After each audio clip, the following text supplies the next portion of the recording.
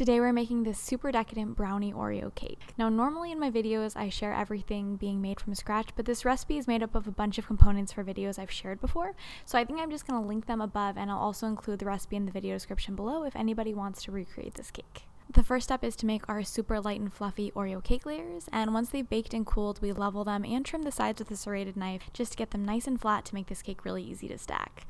Next, we make a triple batch of super fudgy brownies, and while those bake and cool, we work on our Oreo buttercream. This cake has a lot of different components, so if you want to make the cake layers, the brownies, and or the frosting ahead of time, you totally can. Once everything is all ready to go, it's time to assemble our cake. As always, we start by adding a dab of buttercream underneath our first cake layer to help lock it into place. Then we add a nice thick layer of Oreo buttercream between our Oreo cake layers and our brownie layers. Once all of our layers are stacked, we're going to cover the cake in a thin crumb coat and let that chill in the freezer until the frosting is firm to the touch.